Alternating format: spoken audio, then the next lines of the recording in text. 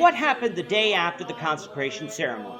This is the question that we seek to answer today as we continue our verse-by-verse study of the book of Leviticus on walking through the Bible. Is worth the glory of his cross. If you have a Bible with you, you can turn to Leviticus chapter 9. We're going to be reading from verses 1 to 11.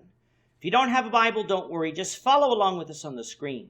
The version that we'll be reading from is the New King James Version. So, Leviticus chapter 9, beginning at verse 1. It came to pass on the 8th day that Moses called Aaron and his sons and the elders of Israel. And he said to Aaron, Take for yourself a young bull as a sin offering, and a ram as a burnt offering, without blemish, and offer them before the Lord. And to the children of Israel you shall speak, saying, Take a kid of the goats as a sin offering, and a calf and a lamb, both of the first year, without blemish, as a burnt offering, also a bull and a ram as peace offerings to sacrifice before the Lord, and a grain offering mixed with oil, for today the Lord will appear to you. So they brought what Moses commanded before the tabernacle of meeting. And all the congregation drew near and stood before the Lord. Then Moses said, This is a thing which the Lord commanded you to do, and the glory of the Lord will appear to you. And Moses said to Aaron, Go to the altar, offer your sin offering and your burnt offering, and make atonement for yourself and for the people. Offer the offering of the people, and make atonement for them, as the Lord commanded. Aaron therefore went to the altar and killed the calf, the sin offering, which was for himself. Then the sons of Aaron brought the blood to him, and he dipped his finger in the blood, put it on the horns of the altar, and poured the blood at the base of the altar.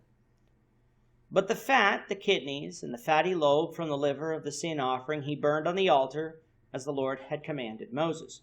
The flesh and the hide he burned with fire outside the camp.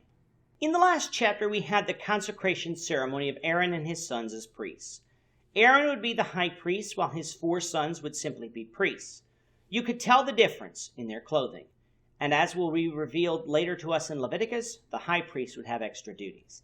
The ceremony itself, though described only once, is actually a 7-day ceremony, with the events of chapter 8 being repeated for each of those 7 days. This was done in order to completely consecrate or dedicate Aaron and his sons as the priests of God. Coming now to chapter 9, we arrive at the events of the day after the consecration ceremony. Up until this point, Moses was acting as the priest of God. He was the only leader Israel had known since he had returned from Midian and led them out of Egypt, which by this time was probably about 18 months earlier, depending on how long one views the plagues in Egypt to have lasted. God spoke directly to Moses. Moses was the lawgiver. Thus, Moses was the religious leader of Israel. That was about to change, with Moses' brother and his household taking over the position of priests. Moses would still be the leader of the nation, but Aaron and his sons would be God's priests who would work in the tabernacle and offer the sacrifices. In verse 1, after the consecration ceremony was completed, Aaron will get his first opportunity to offer the sacrifices.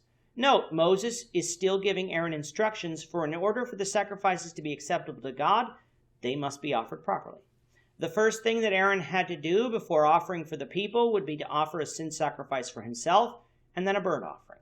Since he was the priest, a bull was required for a sin sacrifice, while the burnt offering could come from the herd or the flock, so Moses told Aaron to offer a ram as a burnt offering.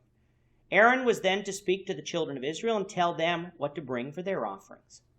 They were to take a kid of the goats for their sin offering.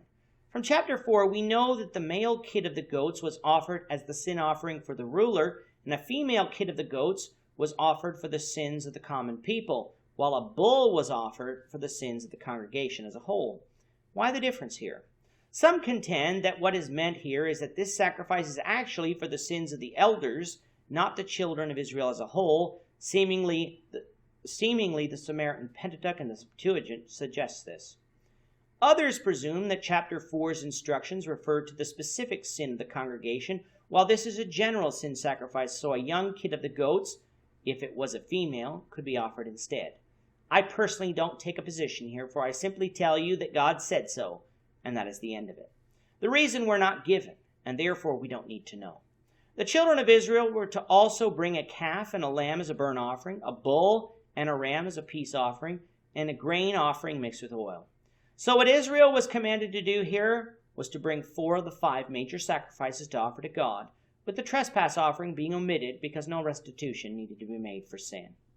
Moses promised that if they did so, the glory of the Lord would appear to them that day. From Exodus, we know that by this time Israel had sinned with the golden calf. God was angry with them and had even threatened to kill all of them and make a great nation of Moses. God's glory appearing to them was a big deal, and so it's no wonder that Israel obeyed God here. They wanted to know God was with them. Following Moses' instructions, Aaron offered the sin sacrifice for himself.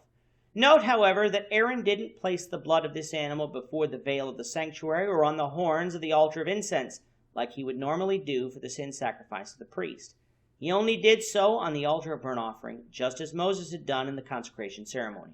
We again don't know why this was so, only surmising that Aaron had not yet gone inside the tabernacle, only doing so in verse 23 of this chapter, and so that's why the instructions were altered in this case. Regardless, Aaron did as the Lord commanded. Once the fatty portions of the animal was burned on the altar, the rest of the animal was burned outside the camp, following instructions contained in chapter 4. We'll continue with the chapter, the Lord willing, in the next episode. With that, our time is up for today. The Lord willing, I hope you'll join us for tomorrow's discussion of Leviticus chapter 9, verses 12 to 24, as we continue our walk through the Bible, one verse at a time. Thank you for watching today's episode. We hope that you found it edifying and ask that you not only subscribe to our channel and podcast, but that you like and share this episode among your friends so that the saving gospel of Jesus Christ can go out to the whole world.